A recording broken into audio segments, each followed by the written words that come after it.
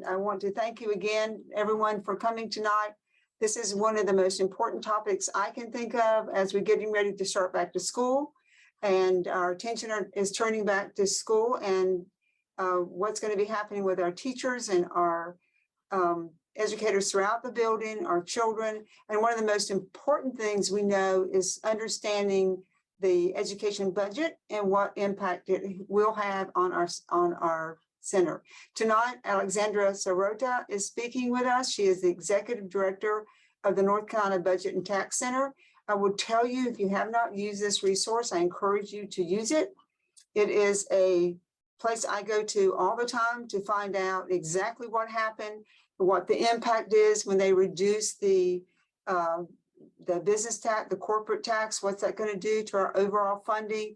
When I need to understand the impact of what they're doing to change pay structures, we go immediately to the North Carolina Budget and Tax Center. And this is where we get a lot of our resources that we're happy and thrilled that we're able to share with all of you. So I encourage you, you'll learn more about the center later tonight.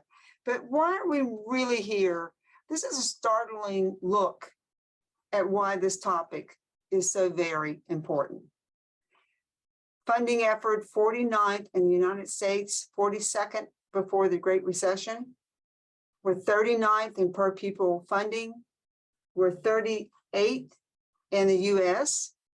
And I think there's nothing else I need to say. This is one of those, the numbers are speaking for themselves. The photo is speaking for itself. But when we keep looking at this and we recognize that we just went through another budget cycle at the General Assembly. So we want to find out, what does this all mean for all of us? So Alexandra, I'm going to give you the floor now and let you share your slides with us and invite everybody to mute yourself if you're not, so that we can all listen in. And thank you again, Alexandra.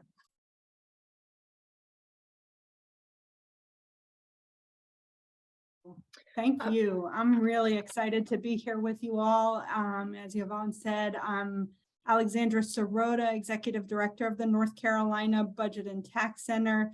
And this is a great time to be talking about the budget, because not only did it just pass, but as we were talking about just now, folks are going back to school, kids are going back to school, families are thinking about school, communities are planning for children to go back to school. And at the North Carolina Budget and Tax Center, we really believe that a sound basic education for every child that delivers quality opportunities and really connects people, children, to learning environments that can allow them to thrive is essential.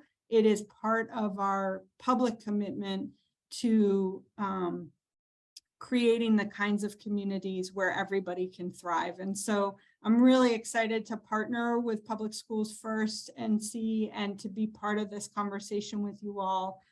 I was asked to speak about the 2022 budget and have put together some information that I hope we can talk through. At its base, I think my core points in this conversation are that North Carolina can fund a sound basic education for every child. That bare minimum we can meet, and we can exceed that. We have the funds available to make this a reality in every community in the state. But unfortunately, policymakers chose corporations and private schools over children in the last budget cycle and in the budget cycle before that, and in prior budget cycles. And the reality is that unless we make different tax and budget choices, we won't see the benefits of a sound state public education system that is equitable and providing what every child needs. And so I hope that through this presentation, you'll see the connections that are there between those of you who are such amazing advocates for public schools. I hope you'll be inspired to also be advocates for good budget policies and good tax policies too, because they're one and the same, basically. As we heard, North Carolina's effort in terms of funding for education is 49th out of 50 states. This effort doesn't match our capacity. And this measure really shows that North Carolina falls far below what we have the capacity to fund in public education. And that is really because for years, North Carolina policymakers have locked in austerity. They've locked in the idea that we can't afford to make an investment in public education. We don't have that capacity because of the cuts to primarily income taxes that have happened year after year after year. And those cuts to income taxes have primarily benefited the richest 1%. So this graph shows you, looking over time at the state general fund spending as a share of the economy. So what we're trying to do here is take out of the equation what size the state's economy was in any given moment, and just showing how much is our public investment providing a foundation for the economy to thrive. And what you see in this graph, going back to 1970s, is that our spending has never been all that far out of proportion to an average of about 6%, 5.8%. But the recent history and the recent trend is incredibly troubling. Since the Great Recession, our overall spending as a share of the state economy has declined year after year after year. And that decline has meant that while our state grows, while our economy is trying to keep up and meet the needs, that we aren't making a collective commitment to that foundation that was once there. And the result is billions of dollars have been taken out of our collective capacity. And that's why our funding effort in education is low. It's not because we don't have that capacity, it's because our tax choices have made it impossible to drive dollars towards public schools. I know I'm here to talk about the 2022 budget choices, but I do need to say that every 2 years, North Carolina creates a 2-year budget. And so a lot of what happened in this past year was actually set up in 2021 when the budget was passed and signed by the governor. That budget locked in a pathway that we are now on for the next decade, not just 2 years, that will have really damaging effects on public schools unless we make different choices really quickly. So here's just one way to explain that, that impact of the budget and the tax choices that have been made. This graph shows you over time, looking into the future, what we will have in revenue. So that's the dark blue line, and what we need to have, what we need to spend. And this number includes our current spending level plus what we need to spend to meet the Leandro plan. And many of you all know about the Leandro plan, which is an outline now of what funding commitments need to be made each year to get in compliance with the constitutional requirement that every child have access to a sound basic education in the state. And you can see from this graph that because of the reductions in revenue, and these are reductions made by choice, the rates for the personal income tax will be reduced, and the corporate income tax, so the tax on corporate profits, will be completely eliminated by 2030. And so our revenue will fall farther and farther away. $10 billion less will be coming in to make a commitment to what we need in the state across the board, not just in education. And we know that what's possible if we do put our public dollars to work for children is that children can have a quality learning environment. They can have the resources in the classroom that they need to really engage with material. They can have the teachers and principals in the building that can support their learning. They can have the supports through school counselors and nurses that really ensure the whole child is ready and successful in their learning. And we can get to that goal, I think we all share, that every child can attain a high school graduation, reach the moment of high school graduation, and attain a sort of ongoing excitement about a lifetime of learning, which I think is so much a part of what K through 12 public education can prepare you for, not just in the academic realm, but in learning about what it means to be part of a community. And so we know we can make this happen. It's possible if we ask corporations and the very wealthy to pay what they owe. So I'm going to talk about 5 choices that were made in 2022's budget that have an impact on public schools right now. And as we enter, again, this new school year, these budget choices will be playing out day by day in children's classrooms, in schools across the state. So I'll talk about them at a high level right now, and then I'll go into more depth. First, one of the key decisions that was made was to invest at a level that actually erodes the dollars available to purchase the same kind of services and goods. So everyone knows right now we're in a high inflation environment. And what we need from policymakers is to invest at a level that makes sure we can continue to pay for what we need in classrooms. But when those dollars don't come through, we're actually losing money year over year.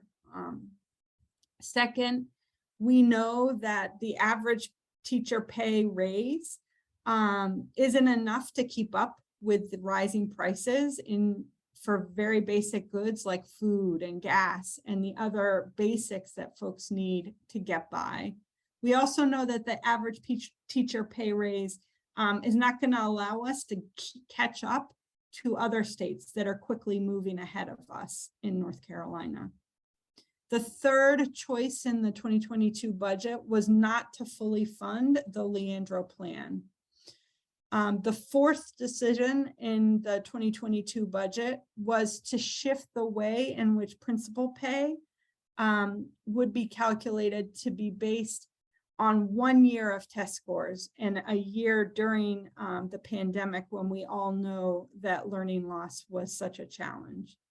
And then the final decision in the 2022 budget was that the public dollars we do have were diverted to private school vouchers or opportunity scholarships, increasing the total dollars going to that program when we have such a significant unmet need in our public schools.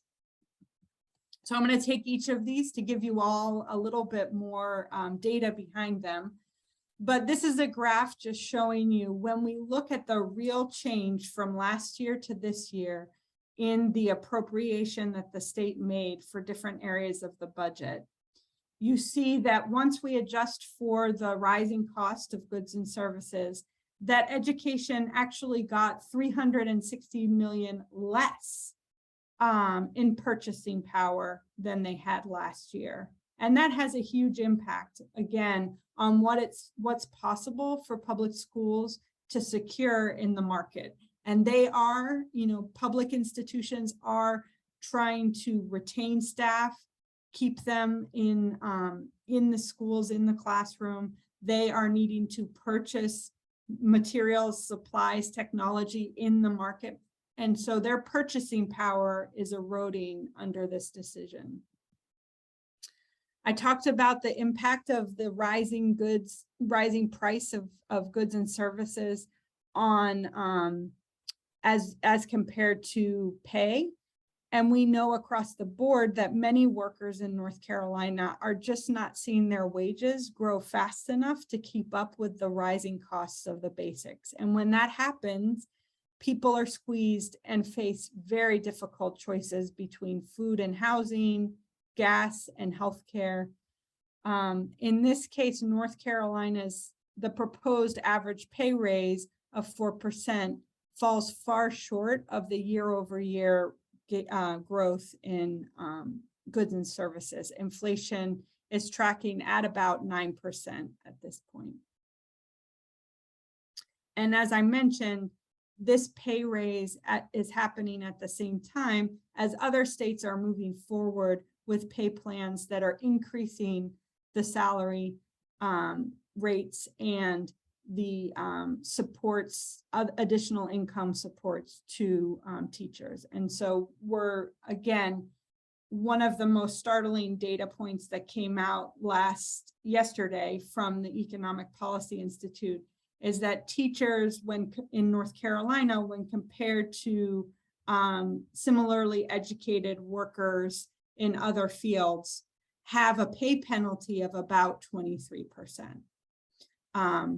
And so you can imagine the demands then that places on folks to consider other options. I talked about the fact that at the outset, another choice in the 2022 budget was not to fully fund the Leandro plan. And there are 6 pillars in the Leandro plan that range from really making sure there's alignment of high school to post-secondary, early education, and genuine and deep investment in the public school systems, from principals to teachers to the classroom environment and the supports needed, particularly for low-performing schools and districts. North Carolina policymakers passed a budget in 2022 that falls short of the Leandro plan by 44%. This is analysis by Chris Nordstrom that I link here and is a good read. There's a lot more detail in each of these line items, so you can see what choices were and weren't made. But ultimately, that failure to fund the Leandro plan is violating the constitutional rights of children across the state. The second to last piece that I wanted to talk about is the principal pay increases. The shift in 2017 to use test scores as a way to decide principal pay raises was a controversial one. Using 2 out of 3 years of data provided a little bit more support for the idea that test scores don't always in one moment represent the learning of a student. Now we're back to a situation where principal pay increases will be based on 1 year of student test scores, and that 1 year is the year of the pandemic, when we know learning loss was so great. I think the other piece about this that we need to keep talking about is that even with these pay raises, the base salary for principals in North Carolina is at least $8,000 below the national average. At the top level, $90,000, that is $8,000 less than what the national average is for principals. At 72, we're talking about a more than $20,000 penalty for principals who work in North Carolina in our schools. And so again, as we think about what it takes to deliver a sound basic education to every child, we know having principals in the classroom, in the schools, supporting children's learning and supporting teachers and the supports in schools is essential. Sort of to just further expand on this choice theme, the opportunity scholarships were expanded in the 2022 budget. These are scholarships, private school vouchers that are funded by the General Assembly's budget at a very significant rate over the decade. It's anticipated it will ultimately be about $1 billion investment in schools that are largely not accountable to the standards or requirements in public schools or public institutions. And that total dollar figure now of $176 million that will be out in communities going to private schools could have instead restored funding for textbooks and supports in the classroom. It could have boosted funding to schools that are struggling via the low wealth formulas, meeting that recommended level. So when policymakers make choices to send public dollars, our public dollars, to private schools, they are undermining our ability collectively to make these commitments to public education. And this was a particularly damaging decision when we think about the data that I shared before. When we have dollars available, North Carolina has the funds. So we both have to use the funds we have available, and we have to make the choices to prioritize children, the classrooms, public education first, as the folks here would say, in order to really support thriving communities, thriving families, and thriving children. So what this slide just shows you is where these dollars could be found to really make this commitment. And again, it's not just that we have funds, largely speaking, in our state, because we are relatively well off as a state in the South, but we also right now have funds in the 2022 budget cycle that were not used for public education. Many of you all likely followed the conversation about revenue coming in over collections. We had about $2 billion in recurring in year-over-year money that would have provided funds for public schools. We had $1 billion in the 2022 budget immediately set aside into a new reserve fund called the Inflation Reserve Fund. Another $1.6 billion was transferred to the Savings Reserve Fund.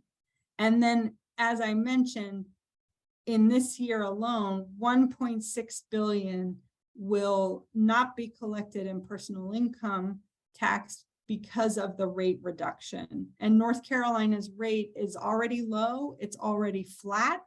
And so it's not asking higher income people to pay a higher rate on their higher income. And that means that when we cut the rate and cut the collections, we are disproportionately sending tax breaks and tax cuts to the very wealthiest.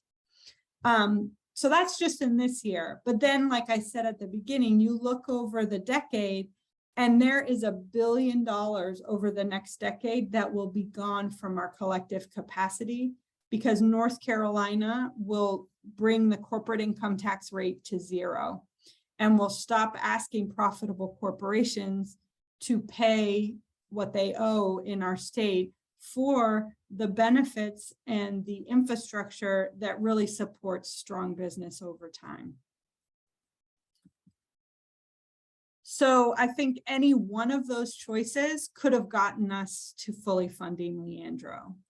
That number, that gap, that 44% that I shared earlier, that's $434 million. And I just shared with you a number of ways in which we could get to $434 million pretty easily, by spending the dollars we had available, by stopping excessive savings when we have urgent needs today, and by stopping income tax cuts. So we know that there's a lot of work happening in community to really push for the public schools that every child deserves. We know that that's possible when we make sure that corporations pay what they owe through taxes, that we can fund a sound basic education long-term in a sustainable way and an equitable way, so that every child can thrive. And I'm excited to be with you all to talk more about this work and how we can continue to talk about the important role that budgets play in realizing a vision for North Carolina where every child, every family, every community has the freedom to thrive. Thank you.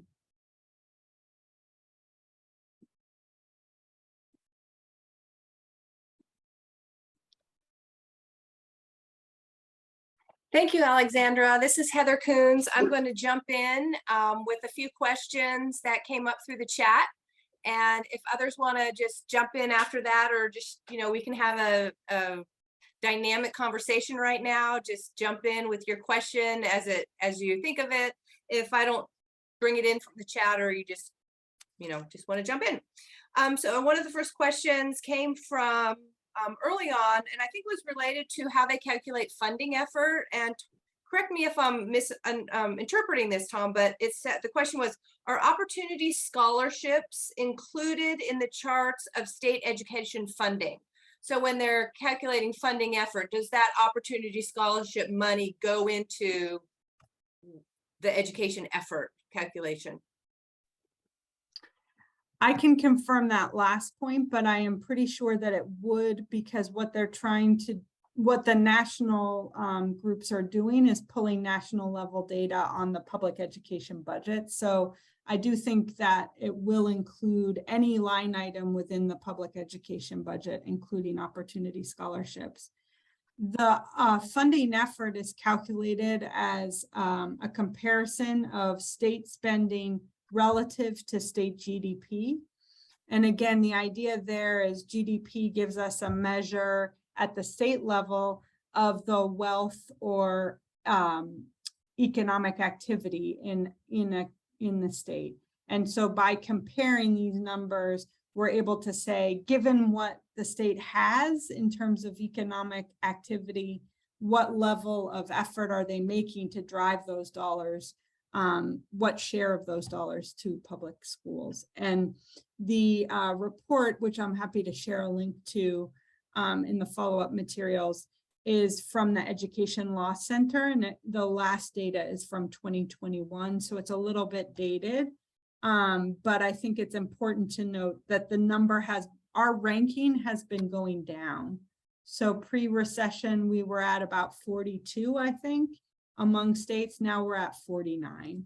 So we're losing ground in that effort to drive dollars to public schools.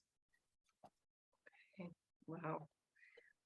Another question, well, this is pretty broad. How do the General Assembly leaders generally justify increasing funding to private schools that aren't accredited and there's no accountability? How do they rationalize that? Well, I can weigh in, and I'll let other folks jump in too from public schools first.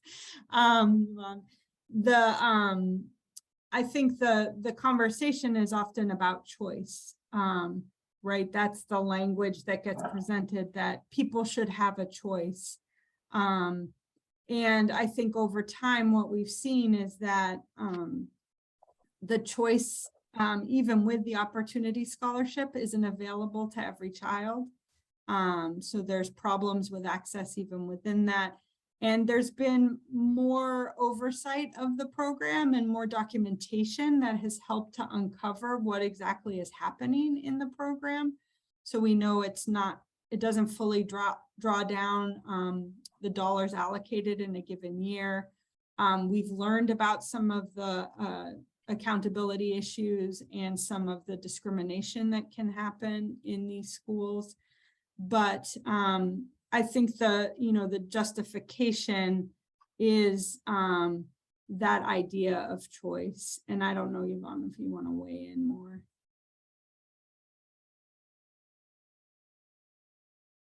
And I would probably add, if it's okay, that I think what you said is exactly right.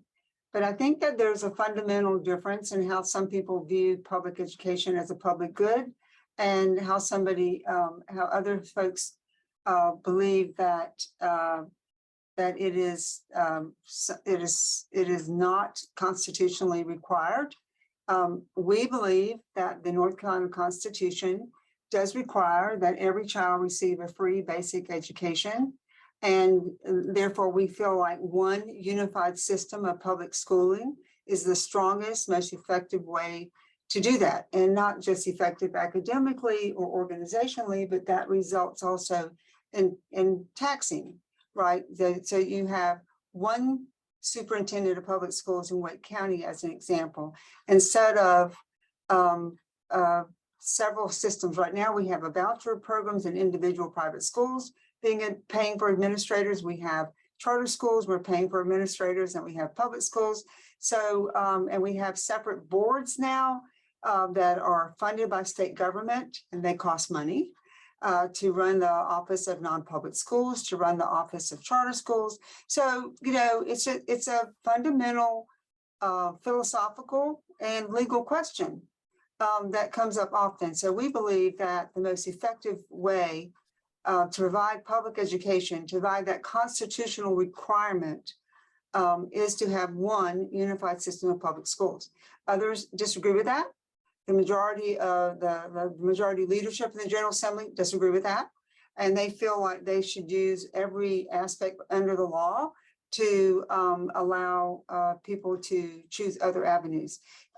So charter schools are legal, voucher schools are legal, and our other concern with these facts are that they're not as accountable. When the tax dollars leave the traditional public school system, we find them not to be as accountable, as transparent, as inclusive.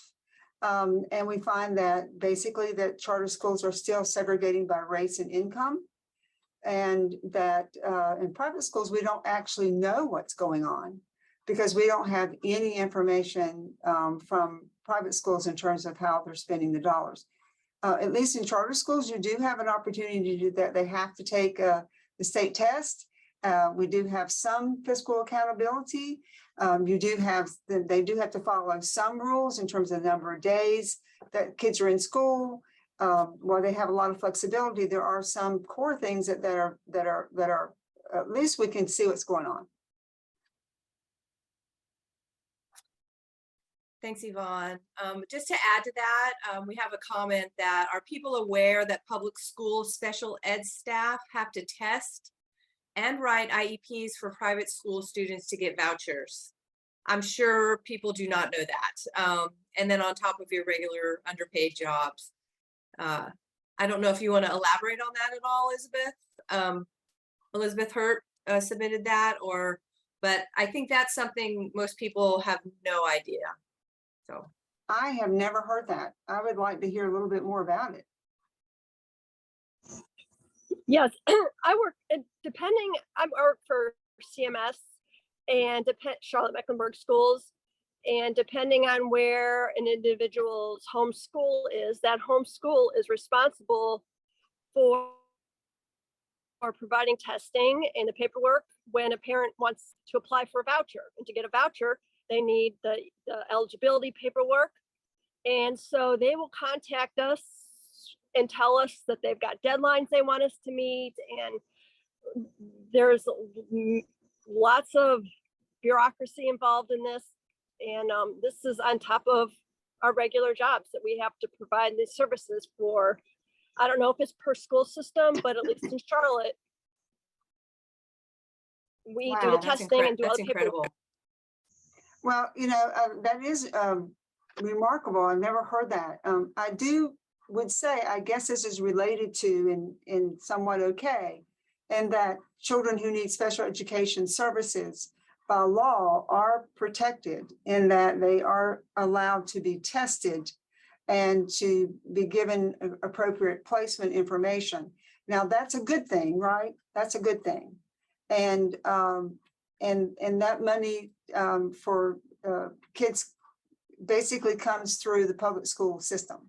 Now, unfortunately, that's a drain on the public schools. There should be additional funds for that, and there should be a special allocation for that. And that's something really worth looking into, Alexandra, how exactly that's being done. It's not that we would be against special education children in the private sector getting what they need, but it's who pays for it. That's very interesting. Thank you. Let me jump in on that real quickly. There's two types of opportunity scholarships. The ones that we've been talking about earlier are for any kind of student. There is no testing required for those students.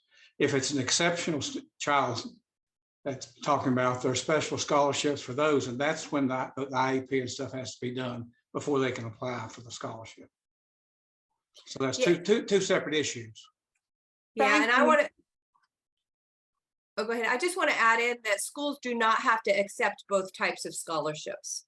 So there are private schools, and they have a list on their website where they do accept or part of the Opportunity Scholarship Program, but they're not part of the other program. They don't accept those other programs.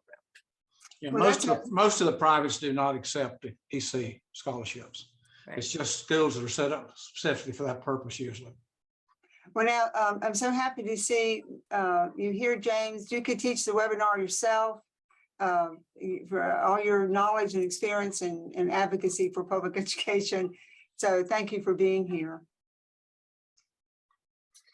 Another budget question. Does North Carolina have a budget surplus of $6 billion? So we would say that we don't have a surplus, but what we do have is billions of dollars coming in over collections. So when the General Assembly sets up its budget, they estimate in future years what revenue will get collected. And what happened in the past 2 years, because of the nature of the pandemic and frankly, a number of factors, including the strong federal response, we did not see revenues decline as much as was predicted or not grow as fast. And so what happened was revenue overperformed.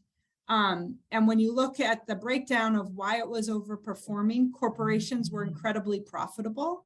Again, another reason why eliminating the corporate income tax would not be a great idea. Individual income did not fall off as much as folks had anticipated. And so we do have total $6 billion, had total $6 billion about. But what we have right now going forward is a challenge about whether those dollars under this new tax regime will be permanent. And it's very likely that that was a very special circumstance experienced across the country by a number of states. And so we shouldn't expect that we'll continue to see big surpluses in terms of dollars. Now, it's always possible to underestimate both and then underinvest and show a difference between the revenue you project and what you have coming in. But the real driver of the revenue that we will have going forward will be our tax choices. And like I said, what was decided in 2021 is to ratchet down our income tax rates over the next decade so that we'll have fewer dollars coming in. The last thing I'll say about the recent revenue picture in North Carolina is it's incredibly important to think about and note the role of federal fiscal relief. So the federal government, recognizing the potential harm of the pandemic downturn on state and local budgets, drove money through the American Rescue Plan to states, to local governments to say, we don't want you to cut now. We know cutting in a downturn in a pandemic is a bad idea, but we know you also have to balance your budget. So we're going to provide funding so that you can stabilize and address some of these systemic issues that are becoming apparent during the pandemic. Those dollars in North Carolina will go away in 2026. And so we have dollars out in community that we will need to have a plan for how to sustain, because many of the systemic issues that we saw laid bare in the pandemic can't be addressed in a 2-year time horizon. They're deep entrenched, and we need to do a lot of work to really rebuild and address them. So that's a little bit of an answer. Well, thank you.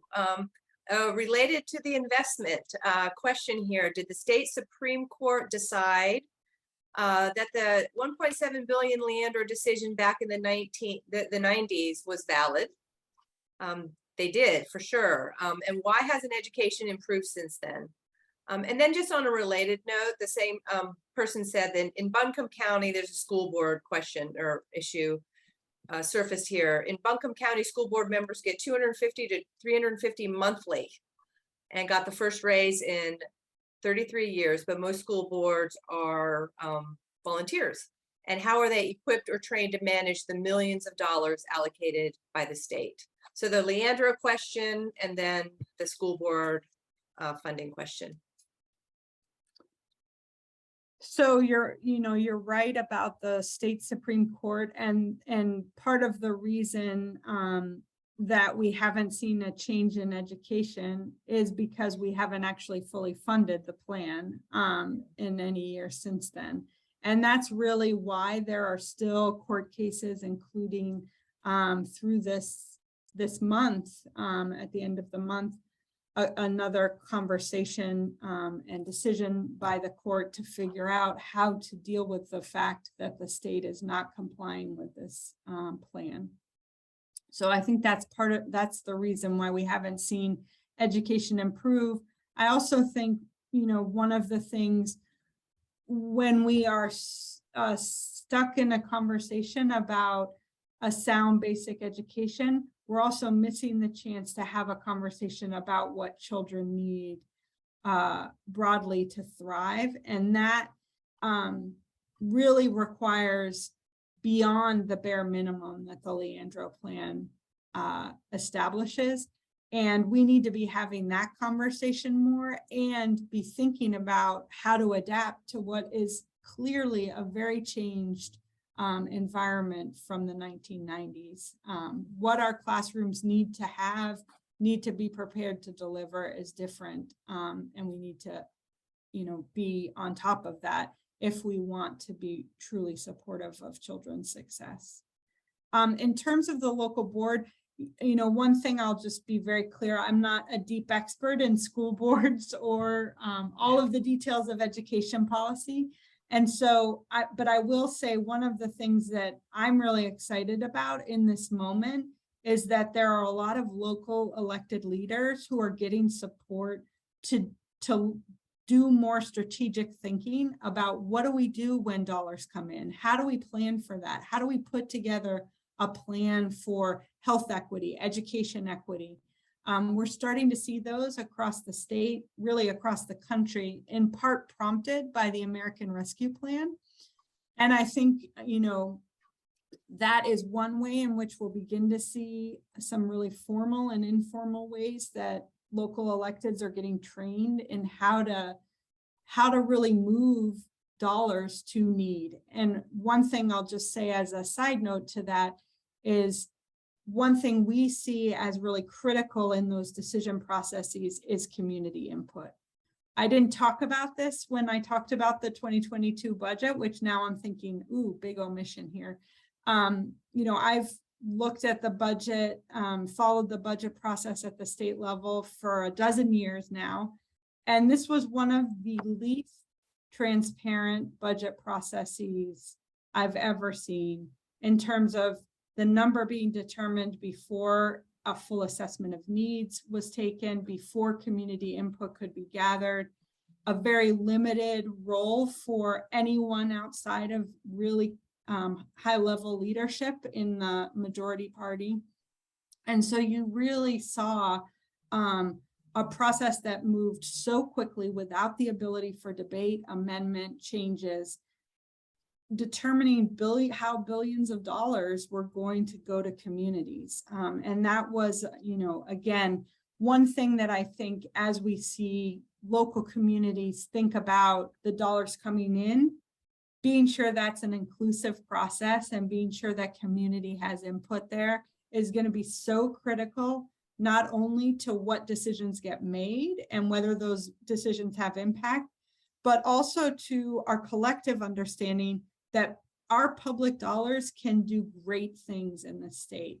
And we need to have more people part of that process to be allocating those dollars in a thoughtful way. And I would really encourage anyone here to speak up and share some of your own thoughts on this. I would say that we have been operating on a deficit budget, for a decade. This is, it's really kind of hard to say how come schools aren't doing better. I actually think schools are doing very well and are doing exceptionally well, actually, for the lack of funding they've had, the way that we've had been, attacking many of our teachers who have left the field. When we really look at what makes a difference in classrooms and in schools, it's high quality, well-trained educators. And we've lost a lot of those over the decades and over the last 5-6 years. What also matters is adults in the building, those additional staffs, whether it's social workers, counselors, reading recovery people, folks who media specialists, all those other people in the building. And when this budget was cut substantially in 2011 and 2013, hundreds, thousands of positions across the state were cut from public education. So, you really have to go back and start looking at, like, from about 2008 to now to get a better picture of what's actually what we call, death by 1,000 cuts that have happened to our school system. Changes in how the flexibility of the money. We used to have the ability to move money around in between lines and fix those gaps right locally. Well, now everything is much more in line item, and it goes, it's either this or it reverts. And even if you have greater needs someplace else, it doesn't matter. So local control has been damaged and been taken away on a lot of the critical issues, whether it's calendar, when you can start and end your school, when you can have your breaks, whether it's, how you can, pay for your special teachers or those teachers that are called like your music, your arts. So there's been a lot of things that have happened, and I would encourage you to learn more. And really, I think when you look at what's been going on for the last 12 years, 13 years, you'll be remarkably impressed with how well our school systems have performed. And yes, it is a very big struggle. Wake County, Mecklenburg, Durham, Orange, when you look at the resources they have compared to a lot of rural schools, it is really almost a crime. Because what we're saying there, and that's what Leandro is hoping to address, is we're saying that it's okay for my kids in Halifax County to have teachers that are paid only the money that is allocated by the state, but in Wake County, I can give them a $4,000 supplement. I can attract the very best teachers. I can attract and keep and pay for local extras, extra art teachers and extra music teachers and foreign language and media recovery. So we do not have an equal access issue in North Carolina. And this is one of the things that we strongly support Leandro, because this is one more opportunity to level the playing field, to make sure that children in every county, especially those kids who are challenged academically or economically, have the same access as our children in Wake County or Mecklenburg or Greensboro. I want to add one thing, just to echo that our when we look at how the students are doing and our teachers are doing, they're doing much better than the effort that our legislators are putting into the funding. So while teacher pay is well below average, per pupil spending is below average, you saw that funding effort is second to the last of all states. When we have a national comparison on an assessment like National Assessment of Educational Progress, in the last round of all of those assessments, North Carolina scored above average in all of them. So we're overachieving compared to where our legislators are funding. And I hope they start funding where we're achieving at some point, because our teachers certainly need a lot more and all the educators do. So another question here, has accounting method for naming North Carolina Best in Business? We had that ranking come out recently. How does public education funding factor into that, or does it at all? The best in business. Right, that was, I think it was the CBS News Yeah. ranking that just came out. I'll look back at it, but my understanding is not at all. Okay. Those rankings are largely determined based on tax rates, regulatory regimes, and really don't reflect some of the foundational things that we know businesses actually care about more than they care about their tax rates. I think that's one of the ironies about the effort in North Carolina to eliminate the corporate income tax. Corporations aren't fleeing to places because of a low tax rate. They're fleeing to places because of the educational institutions, both K through 12 and higher education. They're going to states because of where those states sit within their supply chain, within their net infrastructure to get goods to market. They go to places because they want their employees to have a high quality of life and be in communities that are thriving.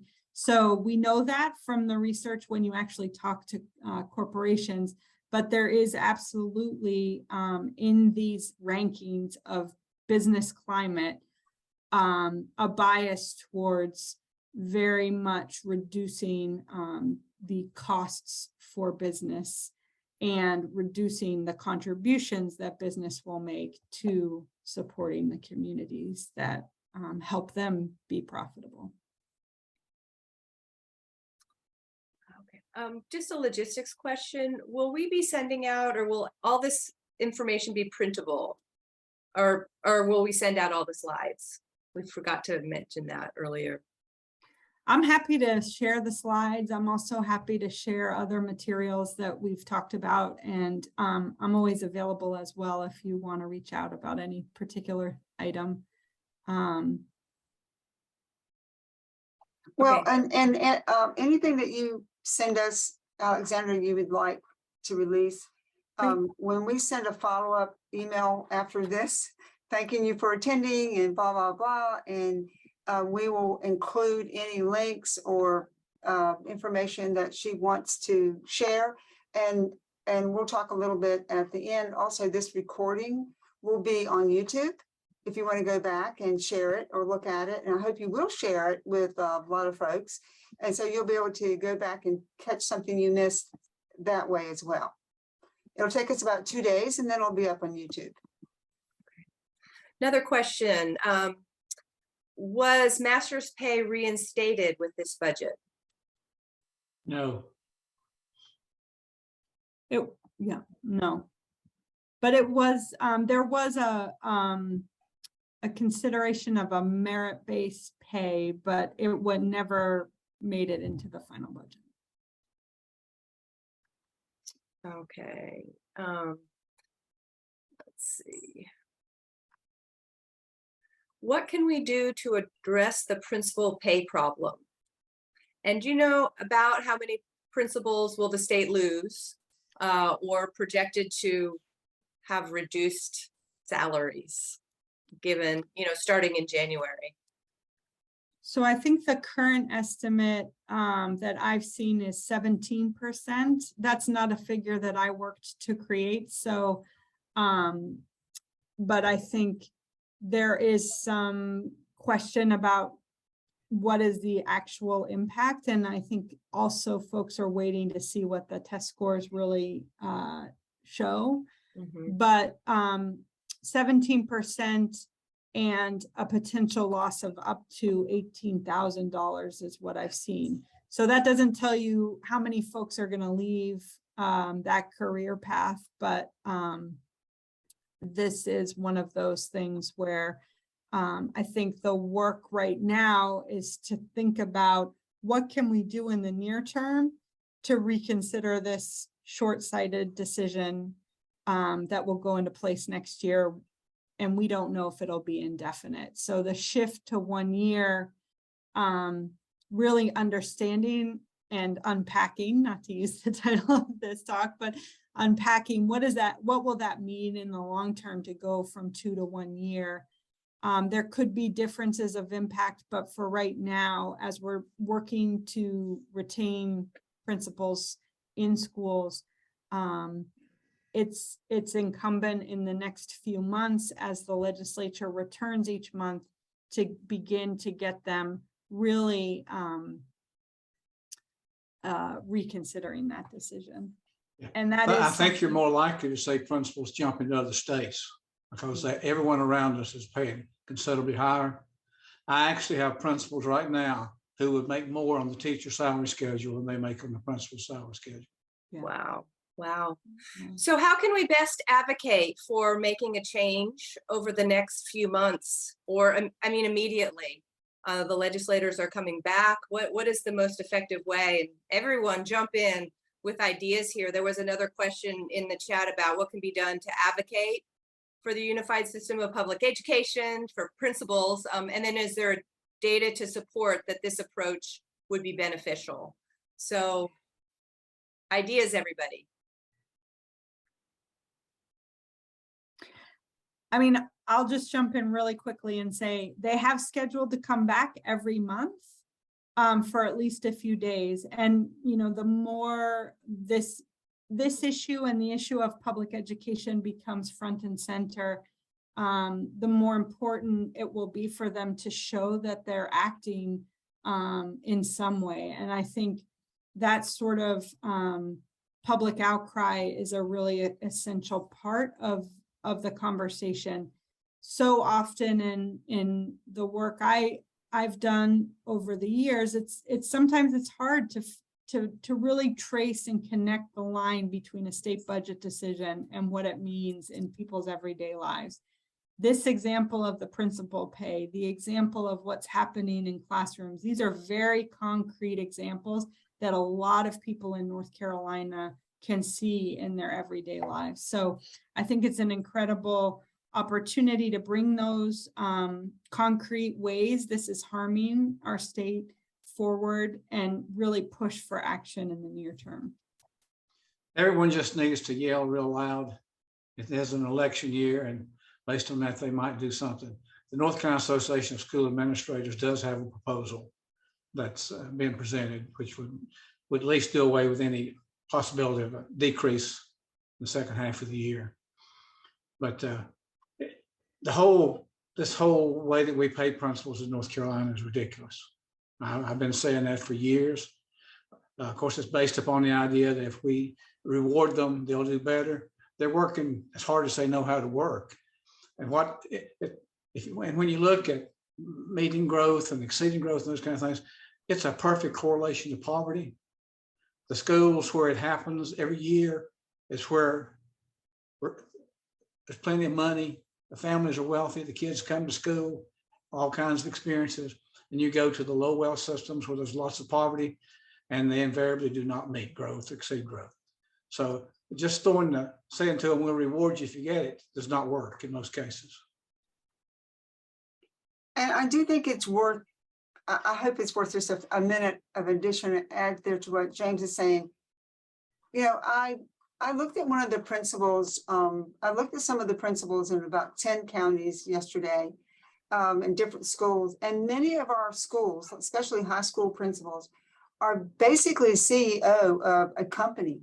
They're actually running a larger company than many companies that you probably use daily, right? I mean, when you think about it, like one of the high schools had 2,700 students, 280 staff. I mean, think about that. They had 45 acres of land. Okay, because they manage the property. They're property managers. They had 25 buses. They manage a fleet transportation directors. And so when you look at all the roles they're playing, they're 24/7.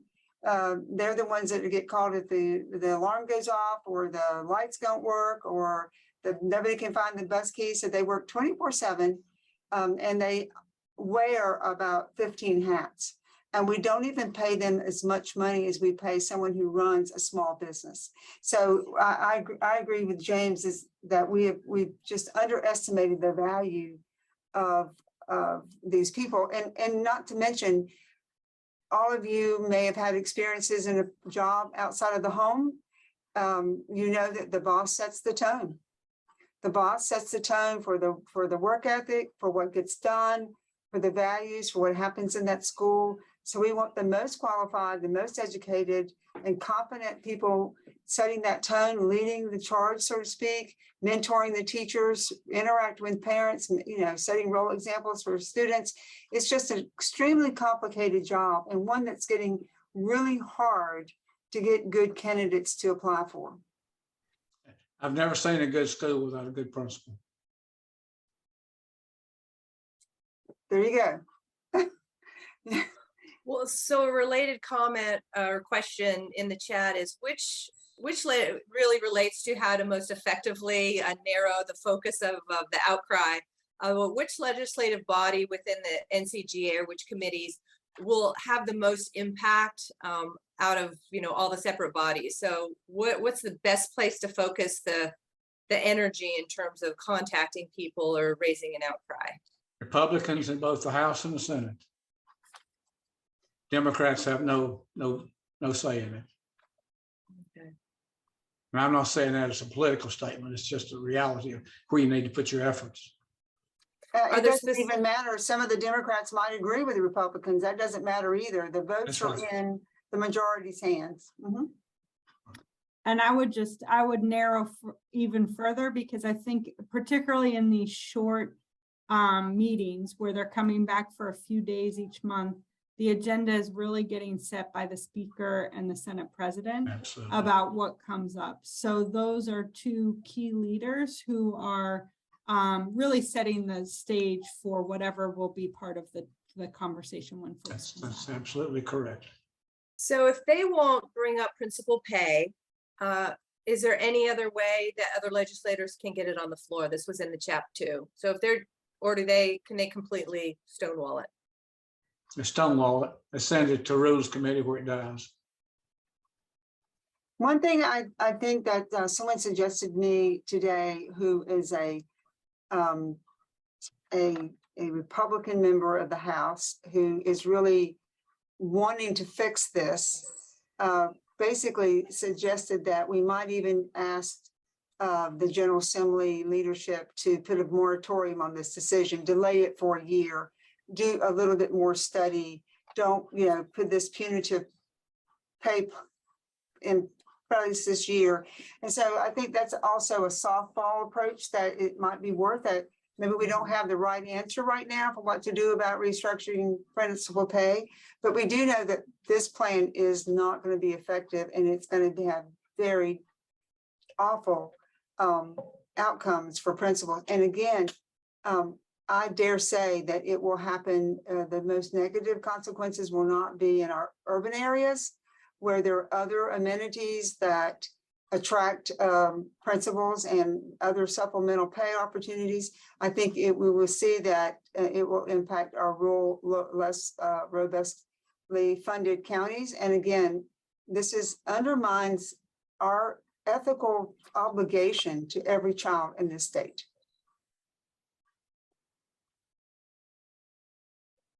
Someone added in the chat that they would also comment to the governor's office, given that he has veto power. Not on this. No. It's already done. I think maybe, yeah. Never hurts to keep the governor informed of your desires, though. I don't want to not say that, but I think on this issue, it's not. I think that I would encourage you. I do think that we can't give up on thinking that what we believe matters. We live in communities, we vote, we have legislators who represent us regardless of the party, and we have an opportunity and a right to interact with them. So we're going to talk about it a little bit. I'm just going to go ahead and talk about it now. On our website, publicschoolsfirstnc.org. If you go to the engage page, there's a sign our petition. There's already a petition there right now for against the budget. In the next couple of days, we are going to put up a petition calling on General Assembly members to do something about the principal pay. So I hope you'll go to our website and look under engage, look under petition. And I will also tell you that what we try to do when we send a petition, we send it to each individual person. We've been told that mass doesn't work, that it needs to be in their email box to them. And so your petition will be treated that way. And of course, you don't need that. You can just do it on your own. You can, look up legislators, and you can look up your House and Senate representatives and speak up. I would also encourage you to talk to your families and friends who have children in school. a lot of our families are working so hard. They don't even know what's going on right now.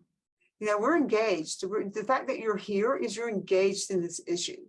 But there's lots and lots of people who need to hear our voices and need us to speak up in our churches, our synagogues, our civic groups, our PTA groups, our HO, you know, or any organization we belong to share your knowledge and your opinions. You can't imagine. I was talking to a neighbor 5 doors down a few days ago, and she had absolutely no clue about this principal pay. She saw something on Facebook and walked down to my house to ask me about it. She was shocked. And then we started talking about other things. She only has a 1st grader, so she's got 2 kids coming up behind.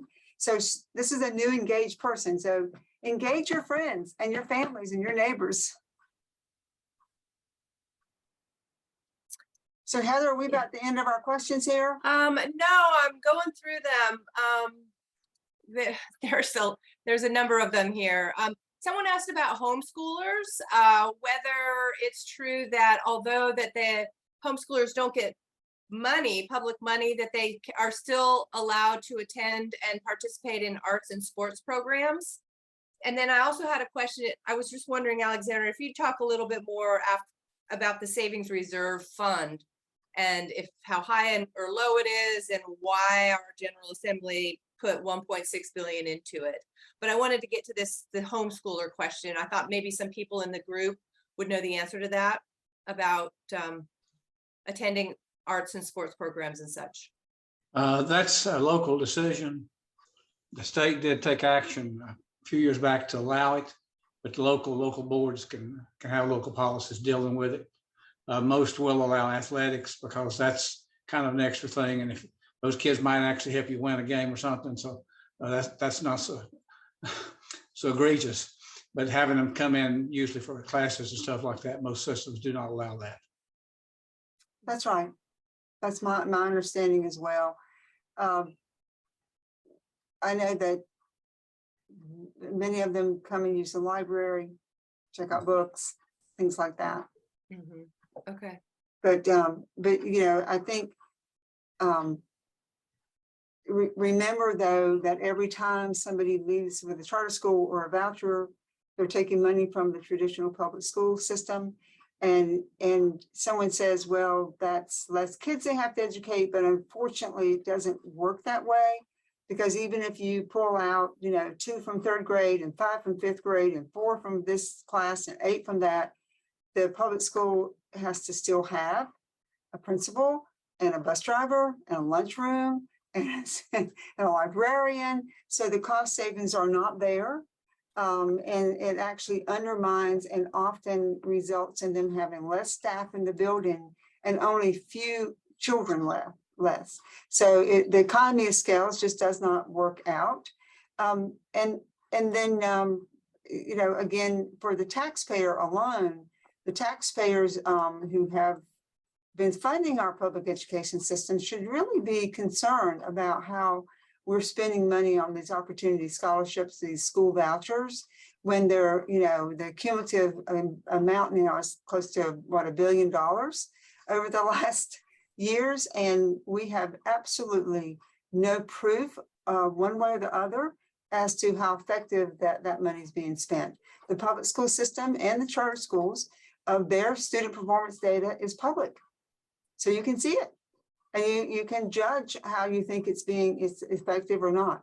And the private school vouchers, to me, are the saddest situation because we have absolutely no understanding of how those children are doing and how the money's being spent. In fact, we do know that 75% of the vouchers that are spent are religious schools. And many of those are biblically based programs that require allegiance to a religion to participate in the school. So when you think about separation of church and state, there's some real serious issues going on.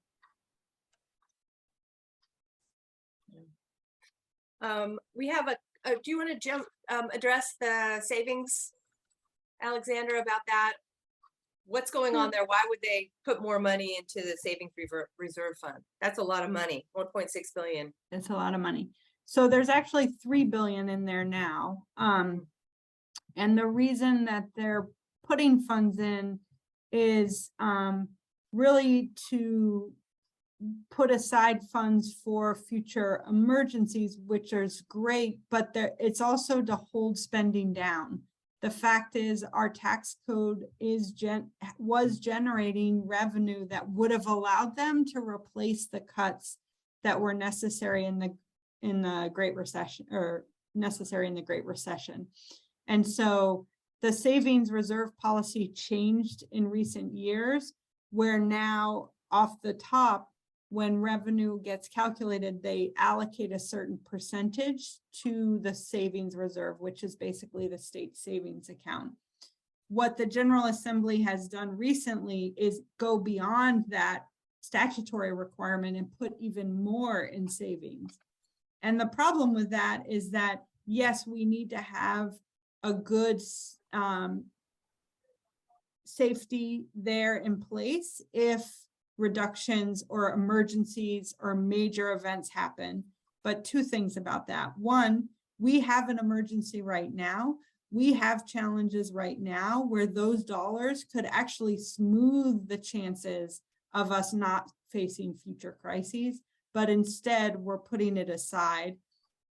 Second, in order to access that money now, one of the other rule changes they made is that they require a greater share of the body to vote to take money out of the savings account. And so it's a much harder thing to access those dollars when there is a crisis. And we've actually seen very few efforts be successful since those policies were in place to put those dollars out into community after hurricanes, out in community during the pandemic. And so I think, you know, the savings reserve decisions, while we have long supported having a robust savings account to draw on, doing so at the expense of today's needs is not a good policy.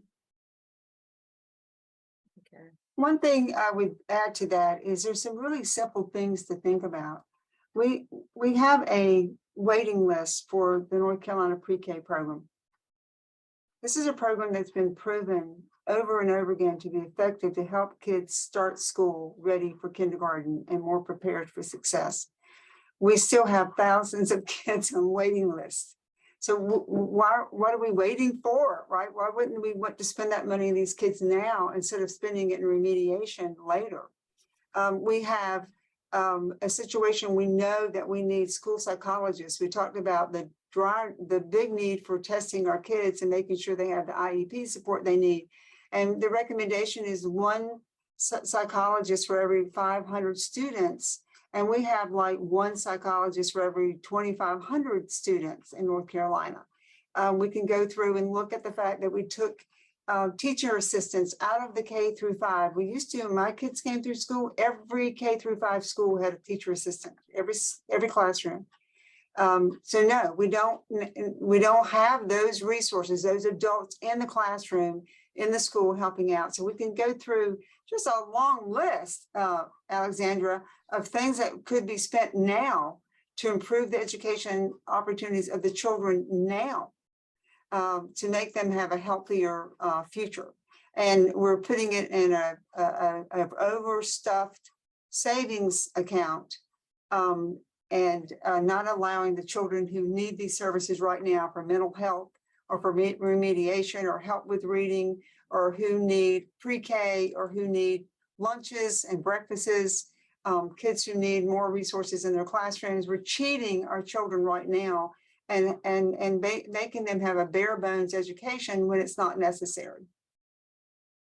And we had someone comment that they also, going back to your earlier comment about flexibility, that school districts need flexibility to use the contracts, and that flexibility and the ability to move funds around has been handicapped. So local flexibility needs to be advocated for as well. I also wanted to say, you mentioned teacher assistants. There was a comment in the chat asking about the effectivenesses of teachers assistant, and thank you to those and data around that. So there's a couple of research articles that have been posted into the chat. So if you go there, and we can stick those in the email that goes out as well. So thank you for folks who have put those in there. I'm hoping I'm getting all the questions here. One more person asked about just asking why teachers aren't compensated for master's pay in North Carolina. Other states do it. North Carolina doesn't right now. Does anyone want to just talk about a little bit of the history there?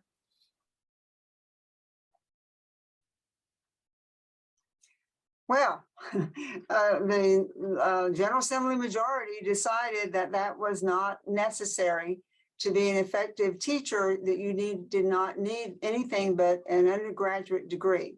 Interestingly enough, some of those same people now are saying, well, maybe you don't even need an undergraduate degree. Maybe you could have life experiences that would allow you to teach. So the lowering of the standards is now the newest way to meet the teacher pipeline issues, instead of paying teachers and compensating them for self-development. Now, so think about this too. We'll go back to the business examples we talked about earlier. How many of you work for a company who never wants you to learn anything, who never wants you to hone your skills or learn additional ways to teach reading, or to grow in your content knowledge, or grow in your if you're in science, your master's in science education gives you the latest understanding of new science research and new teaching techniques. Who would not want that, right? No company that you wouldn't want to work for, a company who never wanted to invest anything in your growth and your skill development. And so that's what we're seeing. That's what they said. We don't need it. It's a extra thing. It doesn't really make any difference in the classroom. And so either you believe that or you don't. So there's really kind of hard to have an argument there. I don't agree, but some people do. The second thing, though, I would say this trend towards lowering the standards and lowering what we're requiring of people who are instructing our children is a false narrative, right? Because we know the one thing that Republicans and Democrats in the General Assembly have agreed to is that the most effective person for a child is the person in the front of the classroom. So I want that person to be certified, to be highly educated, to be honing their skills, going back for CEUs, to, and growing in their capacity to be a great teacher. So if you agree with that, then you won't agree that additional pay is not necessary to reward someone for becoming better at what they're doing. So I think we're going to have to start wrapping up. I don't wonder if there's any last burning question. You can just unmute yourself and share if we've missed something in the chat. If there's something that you'd really like to ask, or just a comment you'd like to make here in the closing.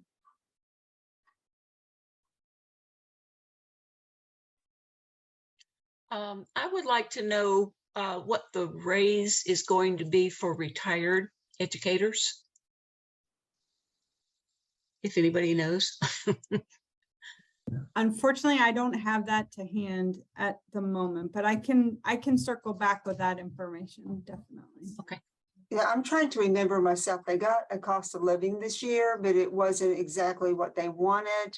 I don't want to say it out loud, but I think it is, because there's so many numbers in my head now, Susan. I'm afraid I'll give you the wrong one, but we'll try to look that up and shoot that out. Thank you. But I do remember that it was not enough to cover cost of living after they had to pay more for their health care, because that was very clear that, and that's the thing that really startles all of us, is when we look at what we're paying our teachers. We see two big things happening. One, we see that when we take into effect cost of living and inflation, that they're actually making less than they were making in 2008. Now, none of us would like to have that reality. Our teachers have homes, they have cars, they have children, they want to go to college. So, they're making a sacrifice. Why does one profession have to make a sacrifice to contribute to society? The other thing we notice is that there's becoming an increasing gap between people who have a bachelor's and go to work in private industry and people who have a bachelor's and work in public ed.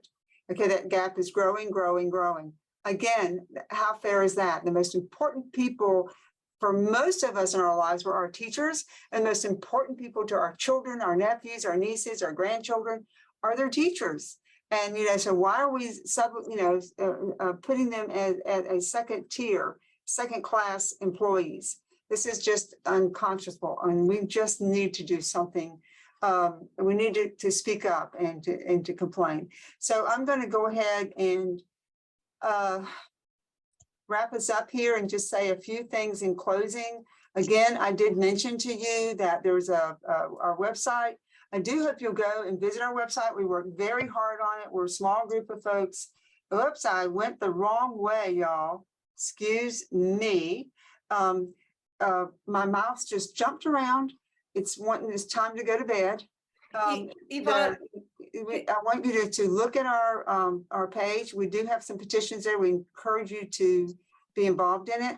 And then the last thing I want to say to you is that Leandro is very important. Leandro may be the most fair opportunity for every child across our state, in Manio, in Murphy, and in rural counties down south of Raleigh, and rural counties up north, to really have an opportunity. This would bring millions of dollars into some of our small rural communities where they desperately need it. And so I encourage you to think about Leandro and to be an education voter. Regardless of your backgrounds, regardless of your party, regardless of anything else, I hope that all of you will think that education is not a partisan issue, that educating our society and is our obligation to our democracy. And it's a gift we give our democracy, right? So we want to make sure when we vote for people, we want to make sure that they care about public education. So I encourage you to go to our website also. We invite every single member of the General Assembly and every candidate to fill out a public education position questionnaire. And those that do, it's on our website. We also have something on there called 13 questions you should ask your legislator or any candidate running for office. So be a smart education voter and think about, what you want from your public education system. On our website, again, I want to bring, please go to our YouTube channel. Many wonderful webinars like the one tonight with Alexandra, with many, many experts and scholars in our community are on our YouTube channel. Subscribe to it. You'll get all the new ones when they come out. There's a lot of really good stuff there to help educate you on some of the issues that we're facing. And then in closing, I want to thank again, Alexandra, and thank you for everybody at the Tax and Budget Center for what you do. And I was just wondering if you just take a few seconds. Let me show this. So y'all, the spiel. My staff will kick me if I don't tell you. Please follow us. Please like us. Please find us on all these social media places and share our information. But I would like Alexandra to give you the last word. I'd like you to tell us a little bit more about your office, your program, and what you offer to the public. Thanks so much. It was great being here and being part of the conversation with you all. The North Carolina Budget and Tax Center, you can find us at ncbudget.org. I'll put the link in the chat and we'll send out information. But we are really trying to have a conversation about the state that we want to have and the values that we want to see in our policy choices, and are excited to work on public education and make sure that our budget and tax decisions really are supporting our public schools, children, communities, and families. Again, we're working to document what's happening in communities and make sure that policymakers and the public have the information to make decisions that are sound for our families. So thank you so much for the opportunity to be with you all. I hope you'll visit us at ncbudget.org, subscribe for our email list. You can also like us on all those social media channels. And we're excited to be in partnership with all of you. Thank you so much.